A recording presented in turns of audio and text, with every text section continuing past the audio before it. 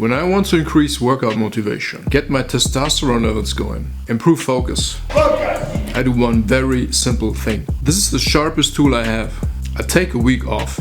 I let my body recuperate fully. I'm not doing deloads. I do it all the way, which means I do nothing.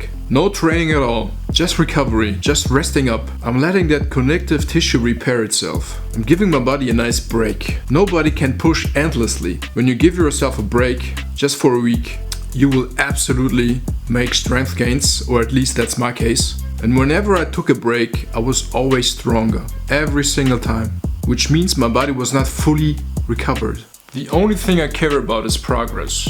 If I'm pushing heavier weights, that's great. If I'm not, something's going wrong. And obviously we all have a genetic ceiling.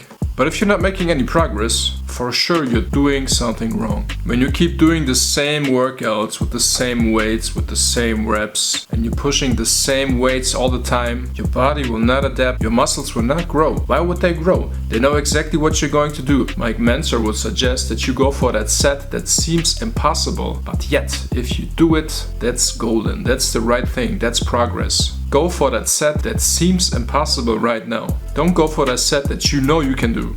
Progress is king. As long as you make progress, you're fine. And also there's no need to change your running system as long as you make progress. More weights, more muscles. Progress can come in many shapes. It could be more resistance and weight, it could be shorter breaks in between, or you increase the negative part of the rep and pronounce it. That's also a form of progress, but in any case, you want to do better than last time. If you don't do better than last time, your workouts will not take you further in your pursuit to gain muscle. When you have an exercise and you make no more progress on that exercise, feel free to swap it out. Then with that new exercise, you go for that progress, you're more likely to make progress. And when that progress then again comes to an halt, feel free to go back to that initial exercise, take another one. Let's say you're doing the French presses and the progress stops there, go for tricep pushdowns. I also like to swap exercises for fun. Because when I do one exercise for a long time, it seems to get boring. And if I cannot make any progress on an exercise that also is boring, that's not fun. So feel free to swap out exercises. Try to make progress as much as you can.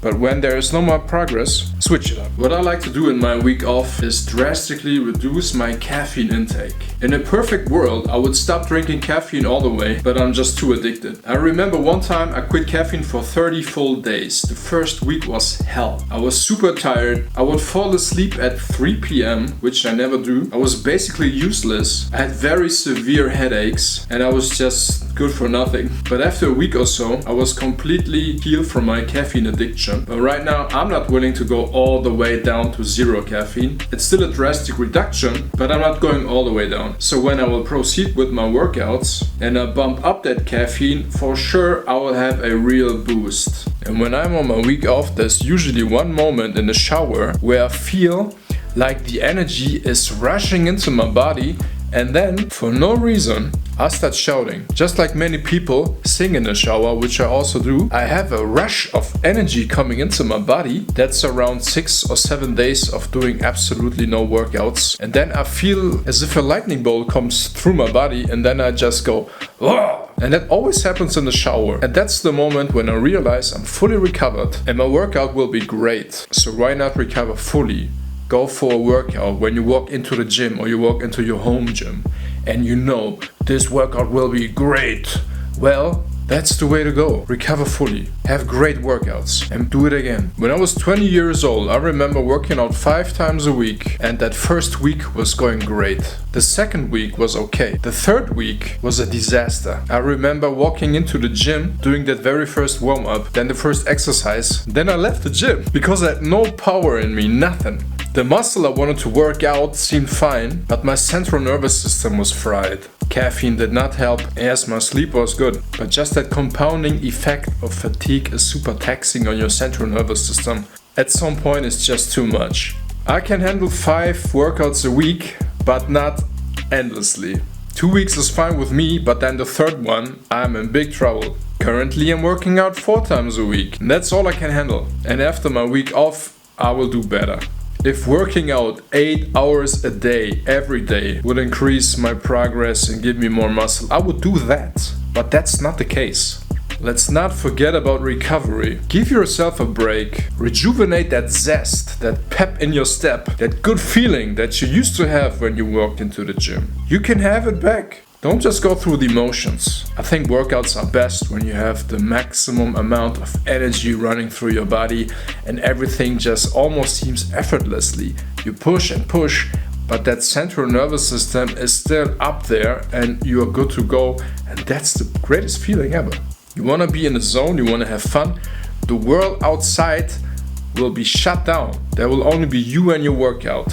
That is a great feeling. That's what we're after. And much like the breaks I'm giving my body from the workouts, I give my body a break from the same foods I keep eating every day. Switch it up. Eat something you never do. Incorporate new foods into your diet. Have a meal you really enjoy. Variety will help you. If you don't do blood tests on a regular basis, there is a possibility that you're missing out on some nutrients you don't get when you keep eating the same foods just like me. Bump up your vegetable intake. Drink even more water. Much like the breaks from a workout, you want to have breaks from foods you eat. And if you're feeling frisky, you can try fasting, maybe just for one day. And after that day, bump up the proteins again. Because in that recovery phase, of course, the body wants some protein to build that muscle. In your week off, you will not lose any muscle. You can only gain more muscle in that week off. It's good for you. I'm a big fan of pushing myself, but 1 week in the scope of a full year is nothing. Some people even schedule those week offs or their deloads, but I do them whenever I feel like it. I take that instinctual approach. Your body will thank you.